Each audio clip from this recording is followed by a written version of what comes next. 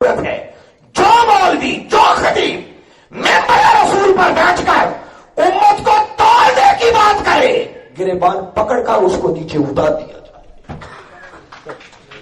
اگر آج ہم حق کا آواز بلند نہیں کریں گے تو آپ اندازہ نہیں کر سکتے کہ اس امت کا حشر کیا ہو جائے گا۔ کب تک کسی طرح آنکھیں بند کر کے سنتے رہیں؟ اپنے مزاجوں کو بدلو۔ عجیب عجیب تماشے، آج کل تو انٹرنیٹ کا دور آ گیا، ہر چیز سامنے ہے، بندہ دیکھتا ہے، دیکھ کے دنگ رہ جاتا ہے کہ کس کس انداز میں آقا کے دین کو بدنام کیا جا رہا ہے، دین کو تماشا بنا لیا ہے، اسٹیجوں پر بیٹھ کر تماشے کیے جاتے ہیں۔ شاید وہ فلمی اداکار بھی اتنے تماشے نہیں کرتے جتنے ممبر رسول پر بیٹھ کر علم کے نام پر علماء لوگ تماشے کر رہے ہیں۔ ایسا ہو رہا ہے یا نہیں ہو رہا ہے؟ مجھے نام لینے کی ضرورت نہیں کون کیا کیا کچھ کر رہا ہے، میں تو صرف آپ کے شعور کو بیدار کرنے کی کوشش کر رہا ہوں۔ منہاج القرآن یہ کاوش کر رہا ہے کہ جو ایسا نظر آئے مت اس کی تائید کریں، ایسے لوگوں کو بلائیں جو آپ کو علم کی بات بتائیں، امت کو جوڑنے کی بات کریں، ایک دوسرے کے قریب کرنے کی بات کریں۔ اس فتویٰ بازی کی روش کو چھوڑنا چاہیے۔ جب تک امت ایک نہیں ہوتی، اپنے لیے اسلام کا ٹائٹل منتخب نہیں کرتی، یاد رکھو امت مسلمہ کے حالات بدل نہیں سکتے۔ اسلام ایک دریا ہے اور یہ ہمارے مسلک اس اسلام کے دریا سے نکلنے والی نہر ہے۔ آج ہم نہروں کی فکر میں لگے ہوئے ہیں مگر اس دریا کی فکر کوئی نہیں کر رہا، اور عالم کفر اس اسلام کے دریا کو خشک کرنے کا سوچ رہا۔ اسلام ایک تنا ہے اور یہ مسلک اس تنے سے نکلنے والی شاخ ہے۔ ہم شاخوں کی حفاظت میں لگے ہوئے ہیں، تنے کی فکر کوئی نہیں کر رہا ہے۔ یاد رکھو اگر وہ اسلام کا تنا باقی نہ رہا، اسلام کا دریا خشک ہو گیا تو تمہاری نہروں کا بھی کوئی پرسان حال نہیں ہوگا۔ اگر اپنے اپنے مسلک ہی کی ہم خیر چاہتے ہیں تو سب سے پہلے محبوب خدا امام الانبیاء حضرت محمد مصطفیٰ صلی اللہ علیہ وسلم کے لائے ہوئے دین کی فکر کرنی چاہیے۔ اگر وہ دین سلامت رہا، اسلام بچ گیا تو ہماری اس اسلام کے دریا سے نکلنے والی نہریں بھی سیراب ہوتی رہیں گی۔ اس اسلام کی خاطر ایک ہو جائے۔ میرے آقا نے تو اسلام کی سربلندی کی خاطر بسا اوقات یہودیوں سے بھی معاہدے کر لیے، کافروں سے بھی کیسے کیسے معاہدے کر لیے۔ تو کیا ہم اس اسلام کی خاطر کلمہ پڑھنے والے، دعویٰ ایمان کرنے والے آج ایک نہیں ہو سکتے؟ رہیں اپنے اپنے مسلک پہ قائم رہیں، مت دوسروں کو نیگیٹ کریں، لیکن اسلام کی سربلندی کے لیے ایک ہو جائیں، بامی محبت کے پیکر بن جائیں۔ وہ دن دور نہیں ہے کہ امت مسلمہ کی تقدیر بدل جائے گی۔ یہ پیغام ہے جو منہاج القرآن دینا چاہ رہا ہے، اور یہ تو ابھی چھوٹی بات ہے، ہم تو ایک دوسرے کو برداشت نہیں کرتے نا۔ یاد رکھیں ہم جس اسلام کے دعوے دار ہیں، ہمیں اسی آیت کی روشنی میں اگلی بات کی طرف لانا چاہ رہا ہوں۔ اسلام کا پیغام امن کیا ہے؟ منہاج القرآن کا پیغام امن کیا ہے؟ ہم تو ایک دوسرے کلمہ پڑھنے والے کو آج برداشت نہیں کرتے نا۔ یاد رکھیں جس آقا کا کلمہ پڑھنے والے ہیں اس آقا کی شان یہ ہے جو اسلام نے بتائی اور قرآن نے بتائی۔ باری تعالیٰ نے اس قرآن میں اعلان کیا وما ارسلناک الا رحمۃ للعالمین، فرمایا پیارے ہم نے آپ کو سب جہانوں کے لیے سراپا رحمت بنا کر بھیجا۔ نہیں فرمایا کہ صرف مسلمانوں کے لیے رحمت بنا کر بھیجا ہے، نہیں فرمایا کہ صرف ماننے والوں کے لیے رحمت بنا کر بھیجا ہے، بلکہ جب عالمین کا لفظ استعمال کیا تو یہ لفظ استعمال کرنے کا معنی یہ ہے کہ باری تعالیٰ بتانا یہ چاہ رہے ہیں کہ پیارے کائنات کے جس ذرے کا میں رب ہوں اسی ذرے کے لیے ہم نے تجھے سراپا رحمت بنا کر بھیجا۔ کون ہے جو میرے آقا کی اس شان کا انکار کر سکتا؟ اسلام کے لفظ پر کبھی غور کریں۔ میں اسلام کا تصور امن بتانا چاہ رہا۔ آج بد نصیبی کے ہماری بدعمالیوں کی وجہ سے اسلام پر دہشت گردی کا دبا آ رہا ہے، کیونکہ ہم اسلام کے نام لینے والوں کی اعمال اس حد تک گر چکے ہیں کہ لوگ دیکھتے ہمیں ہیں اور گالی اسلام کو دیتے ہیں۔ حالانکہ دہشت گردی کا دور دور تک بھی اسلام سے کوئی تعلق۔ کبھی اسلام کے لفظ پر غور کریں، اس کا مادہ، اس کا اوریجن، اس کا روٹ ورڈ جہاں سے یہ کلمہ بنا ہے وہ ہے سین لام میم، سلم اور سلامہ۔ یہیں سے سلامتی کا لفظ بنا ہے. گویا اسلام کے لفظ کے اندر خود سلامتی کا معنی پایا جاتا ہے. جو اسلام قبول کر لے ہم اسے مسلمان کہتے ہیں. اور مسلمان کی تعریف اگر میرے آقا کی زبان اقدس سے سننی ہو تو میرے آقا نے بڑی واضح تو ٹوک لفظوں میں تعریف کی. فرمایا المسلم من سالم المسلمون من لسانہ و یدہ. فرمایا مسلمان وہ ہے جس کے ہاتھ اور زبان سے دوسرے مسلمان محفوظ ہو جائے. جو دوسروں کو سلامتی فراہم نہیں کر سکتا وہ مسلمان کہلانے کا حقدار نہیں ہے. آقا کا فرمان ہے, کوئی مائی کا اعلان رد نہیں کر سکتا. اور ایمان کی اصطلاح اس کا دوسرا معنی, دوسرا رخ جو بتا رہا, جو ایمان لے آیا ہم اسے مومن کہتے ہیں. لفظ ایمان ہو یا مومن, ان کا مادہ, ان کا اوریجن, ان کا روٹ ورڈ جہاں سے یہ کلمات بنے ہیں وہ ہے الف میم نون. ان تینوں حروف کو ملائیں تو امن بنتا ہے. گویا ایمان کے لفظ کے اندر امن کا معنی پایا جاتا ہے. میرے آقا نے مومن کی تعریف کی, 3 بار قسم کھائی. فرمایا واللہ لا یؤمن, واللہ لا یؤمن, واللہ لا یؤمن. فرمایا اللہ کی عزت کی قسم وہ مومن نہیں ہے, وہ صاحب ایمان نہیں ہے, اس کا ایمان سے کوئی تعلق نہیں ہے. قیل من یا رسول اللہ صلی اللہ علیہ وسلم. اب ذرا دیکھیے, پہلے صرف مسلمانوں کی بات تھی, اب اسلام اس دائرے کو کتنا وسیع کر رہا ہے. پوچھا گیا آقا کون مومن نہیں ہے؟ میرے آقا نے فرمایا وہ جس کے شر سے اس کا پڑوسی محفوظ نہیں ہے. اب پڑوسی کوئی بھی ہو, فرمایا جب تک اس کا پڑوسی اس کے شر سے محفوظ نہیں ہے, لاکھ کلمہ پڑھتا پھرے, اس کا ایمان سے کوئی تعلق نہیں ہو سکتا. یہاں تک اسلام امن اور سلامتی کا پیغام دینے والا. اس سے بڑھ کر اسلام کا امن پسند ہونا اور کیا ہوگا کہ اسلام نے اپنے ماننے والوں کو پہلا حکم ہی یہ دیا کہ جب بھی 2 مسلمان ملیں, ملتے ہی ایک دوسرے کی سلامتی کی دعا کریں. السلام علیکم اور وعلیکم السلام کے اندر یہی پیغام ہے.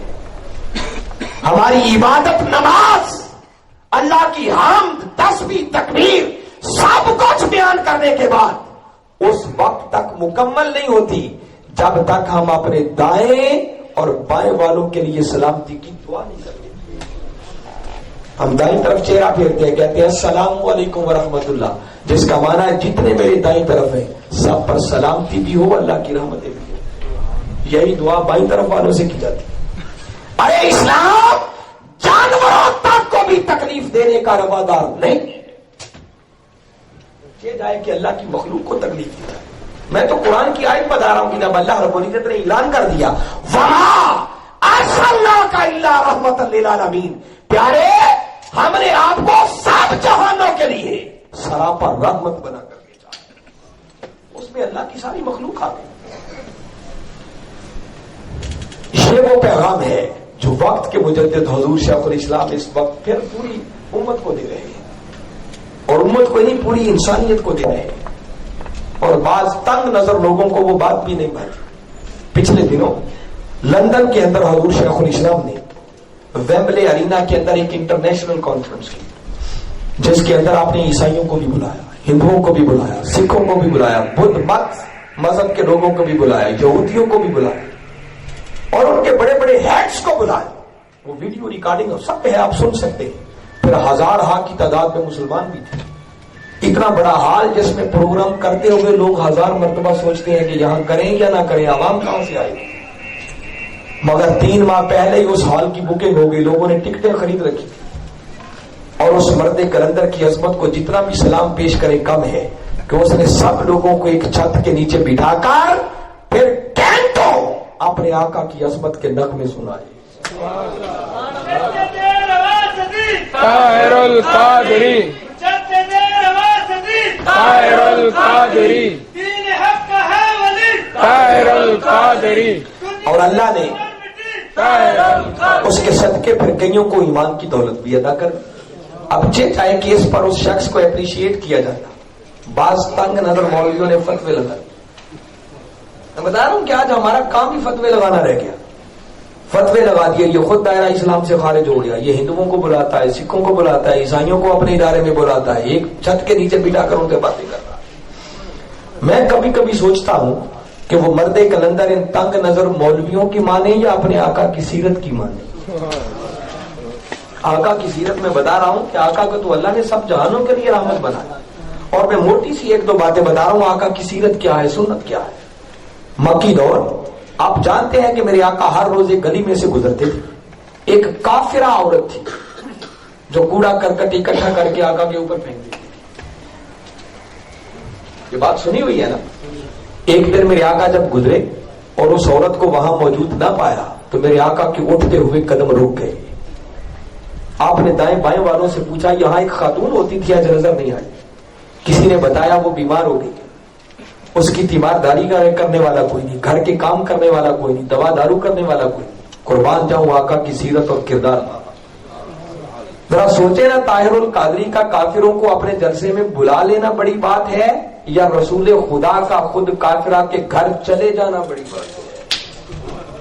میرے آقا خود اس کافرہ عورت کے گھر تشریف لے گئے، اس کی تیمارداری کی، اس کا دوا دارو کیا۔ میرے آقا نے خود اس کافرہ عورت کے گھر کے کام کیے۔ یہ ہے نبی کی سیرت اور کردار۔ ایک کافر جو ساری زندگی مخالفت کرتا رہا، جان کا دشمن، اس کی اپنی جان پہ بن گئی۔ جب کہیں پناہ نہ ملی تو میرے آقا کے در دولت بھی آ گیا، پناہ مانگی، میرے آقا نے دروازہ کھول دیا، مہمان بنا دیا۔ اب سنیں اپنے نبی کی سیرت اور کردار۔ میرے آقا نے خود اپنے ہاتھوں سے بکری کا دودھ دھو کر اس کافر کو پلایا۔ ایک بکری کا دودھ پلایا، پوچھا اور چاہیے؟ اندر کفر تھا، من بھرتا نہیں تھا، کہنے لگا اور چاہیے۔ الغرض اس رات میرے آقا کے در دولت پر 7 بکریاں تھیں۔ میرے آقا نے ایک ایک کر کے 7 بکریوں کو اپنے ہاتھوں سے دودھ دھو دھو کر اس کافر کو پلا دیا۔ خود خانوادہ رسول کے لوگ بغیر کھائے پیے سو گئے۔ اب 7 بکریوں کا دودھ پی کر نیند تو اسے بھی نہ آ سکی۔ وہ ساری رات کبھی اپنے کردار کو دیکھتا رہا، کبھی کردار محمد مصطفیٰ کو دیکھتا رہا۔ ادھر سورج طلوع ہوا، ادھر اس کے ایمان کی فجر طلوع ہوئی۔ دن چڑھتے ہی کلمہ پڑھ کے دائرہ اسلام میں داخل۔ یہ ہے ہمارے آقا کی سیرت اور کردار۔ اسی لیے تو آقا کو رحمت للعالمین بنا کے بھیجا۔ یہ نہیں کہ بیٹھے بیٹھائے ہر کسی کے خلاف بس محاذ نہیں کرے۔ اسلام تلوار اس وقت اٹھانے کی اجازت دیتا ہے جب تمہاری اپنی جان خطرے میں ہو، جب غریبوں کے حقوق پر ڈاکے ڈالے جا رہے ہو۔ پھر اسلام کہتا ہے ان غریبوں کے حقوق انہیں دلانے کے لیے ظالم کے سامنے ڈٹ جاؤ۔ ورنہ اسلام تو وہ ہے جو ابھی ہمارے بھائی بتا رہے تھے کہ حالت جنگ میں بھی اسلام اجازت نہیں دیتا کہ کافروں کے بچوں کو بھی قتل کیا جائے، ان کی عورتوں کو قتل کیا جائے، ان کی پراپرٹی کا نقصان کیا جائے۔ اسلام تو اس حد تک امن کا اور سلامتی کا روادہ ہے۔ اس سے بڑھ کر آقا کی سیرت اور کردار کی ایک ایمان افروز بات بتانا چاہ رہا ہوں۔ میں بڑی موٹی موٹی باتیں بتا رہا ہوں جو آپ نے پہلے سن رکھی ہے، بس ذہنوں میں تازہ کرنا چاہ رہا ہوں۔ وہی مکی دور، ایک بوڑھی خاتون سر پہ گٹھڑی اور مکہ چھوڑ کے جا رہی، خوش قسمت تھی کہ ملاقات میرے آقا سے ہو گئی۔ میرے آقا نے پوچھا خاتون کہاں جانے کا ارادہ ہے؟ جواب دیتی ہے کہ جوان سنا ہے اس مکہ شہر میں کوئی محمد نامی جادوگر آ گیا، جو کوئی اس کے پاس جاتا ہے باپ دادا کا دین چھوڑ کے اسی کا کلمہ پڑھنا شروع کر دیتا ہے۔ سوچے ہم جیسا کوئی تنگ نظر کلمہ پڑھنے والا کو مولوی ہوتا تو جواب کیا دیتا؟ قربان جائیں آقا کی سیرت اور کردار پر یہ بات سنی، سن کر فرمایا کہ خاتون لگتا ہے تیرا بوجھ زیادہ ہے، منزل ابھی دور ہے، اجازت ہو تو تیری گٹھڑی اٹھا کر خود نہ تجھے گھر تک چھوڑا۔ اور میرے آقا نے خالی پیشکش نہیں کی، عملاً اس کافرہ کی گٹھڑی اپنے سر پہ رکھ لی، آگے آگے چل پڑے، پیچھے پیچھے وہ بوڑھی خاتون جا رہی ہے۔ یقیناً وہ کبھی میرے آقا کی رفتار کو دیکھتی ہے، کبھی میٹھی میٹھی گفتار کو سنتی ہے، کبھی نظر و دہا مکھڑے پہ پڑتی ہے، کبھی زلف و لیل کو تکتی ہے، اور دل ہی دل میں کہتی جا رہی ہے کہ مولا اگر نبی ہی بنانا تھا تو اسی جوان کو بنا دے۔ یہ ہے سیرت اور کردار۔ گھر آ گیا، منزل آ گئی، میرے آقا نے گٹھڑی نیچے رکھ دی، فرمایا اچھا خاتون تیرا گھر آ گیا، اب میں جاؤں؟ روک کے پھر کہتی ہے جوان تو کتنا حسین ہے، اللہ نے تجھے کتنا اچھا حسن اخلاق دیا ہے، تو دوسروں کے بوجھ اٹھاتا ہے، کام آتا ہے، تو پلٹ کے مکہ جا رہا ہے، میں تجھے بھی نصیحت کرتی ہوں کہیں اس محمد نامی جادوگر کے ہاتھ نہ آ جانا. قربان جائے آقا کے ذات پر اور سیرت و کردار پر. یہ بات بھی سن لی. فرمایا اچھا تیری نصیحت کو بھی پلے باندھ لیا, اب میں جاؤں. چلنے لگے, پھر دامن پکڑ کے کھڑی ہو گئی کہ جوان تو نے اپنا نام تو مجھے بتایا ہی نہیں. ارے یہ تو بتاتا جا, تو اتنا حسین ہے کون, تجھے کس ماں نے جایا ہے, تیرا ایڈریس پتا کیا ہے, تمہارا ملنا ہو تو ملاقات کہاں ہو سکتی ہے.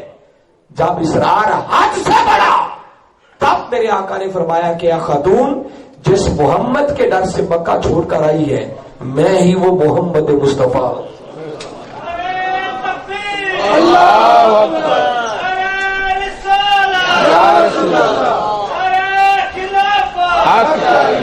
سننے کی دیر تھی, قدموں میں گر پڑی, عرض کرنے لگی اچھا اگر محمد تو ہے تو آج سب سے پہلے کلمہ پڑھ کے تجھ پر ایمان میں لاتی ہوں. یہ ہے ہمارے آقا کی سیرت اور